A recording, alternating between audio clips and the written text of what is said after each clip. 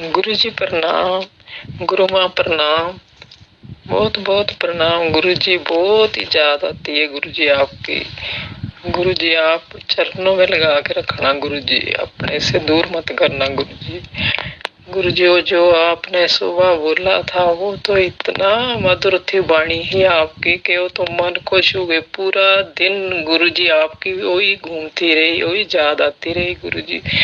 ऐसे बोलते थे, ऐसे बोलते कि जैसे मुझे ही सुना रहे हो गुरु जी। मैं तो कुछ जानती नहीं है गुरु जी। गुरु जी प्रणाम। प्रणाम आपको। पहली बात तो ये समझें कि शिष्य की जगह गुरु के चरणों में नहीं, गुरु के हृदय में होती है। इसे अच्छे से समझें। शिष्य की जगह गुरु के चरणों में नहीं, उसके हृदय में होती है। क्यों गुरु के हृदय में होती है? थोड़ा सा समझाता हूं। पहली बात तो मेरी बातें शास्त्रों से मिलती नहीं होंगी, क्योंकि मैं जो कह रहा हूं वो अलग अलग है बिल्कुल। एक्चुअली मैं शोषण के पक्ष में नहीं हूं, मैं किसी का यूज नहीं करना चाहता, इसीलिए मैं वो बोल रहा हूं जहां शोषण नहीं हो सकता। सबने कहा है कि तुम्हें गुरु के चरणों में झुकना है तभी ज्ञान प्राप्त होगा। नहीं, तुम कैसे गुरु के चरणों में? तुम्हारी जगह गुरु के हृदय में। समझो, एक व्यक्ति को वो परम ज्ञान हुआ, ठीक है, ज्ञान हो गया परम, हम इसे कह सकते हैं उसे शून्य का ज्ञान हुआ। हम उसे कह सकते हैं वो जो होना था उसे वो हो गया, बस बात खत्म। कई करोड़ लोगों को शून्य का ज्ञान होता है और वो शून्य में मौन होकर समा जाते हैं। जब मैं कभी गढ़वाल जाता था बचपन में, हिमाचल गढ़वाल, पौड़ी गढ़वाल, तब वहां मैं देखता था बहुत सारे वो लोग जिन्होंने उसको प्राप्त किया और वो मौन बैठे रहते थे। कई बार बोला भी कि तुम बोलते क्यों नहीं? उन्होंने कहा बोलने की जरूरत ही नहीं है, समझेगा कौन? बात भी ठीक है। यही की भाषा हम यही नहीं समझ पाते, फिर वहां की भाषा हम यहां कैसे समझेंगे? बात बिल्कुल ठीक है। मगर उन सभी के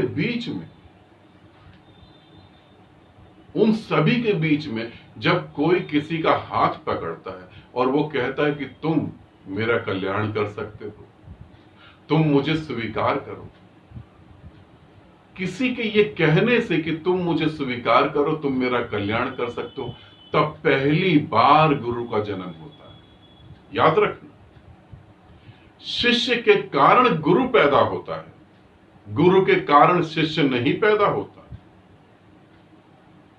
अर्जुन नहीं होता तो गीता नहीं लिखी जा सकती थी, रावण नहीं होता तो रामायण नहीं लिखी जा सकती। ध्यान रखना,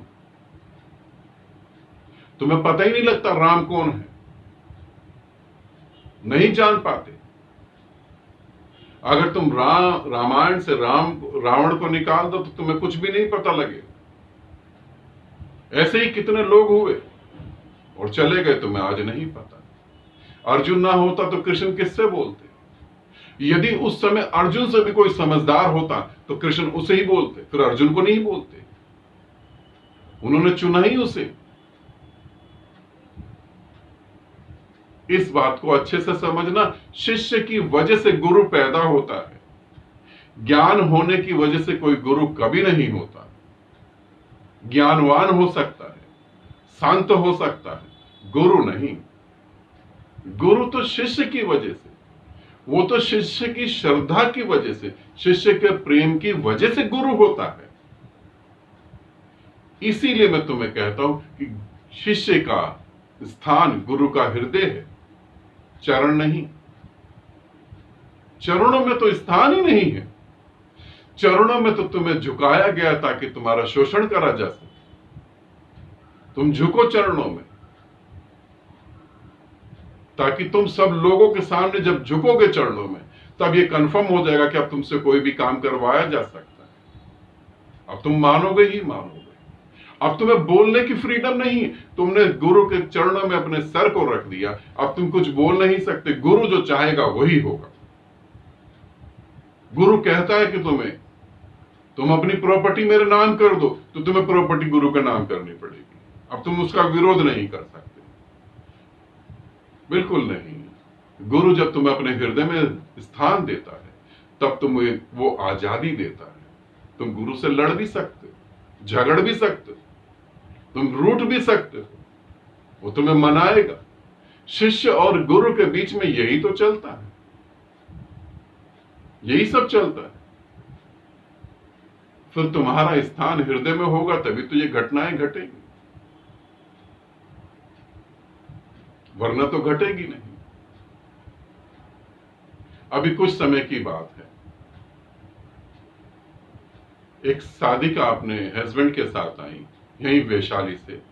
हमारे यहाँ दिल्ली में यहाँ थोड़ी दूर पे वैशाली है, वैशाली से वो आई अपने हस्बैंड के साथ। और भी कुछ साधक आए, रोहिणी से भी कुछ साधक आए। हम लोग बैठे हुए थे तो उन्होंने कहा, गुरुदेव मैं एक गाना सुनाना चाहती हूँ। मैंने कहा अभी नहीं, रुको, थोड़ी देर बाद सुनाना।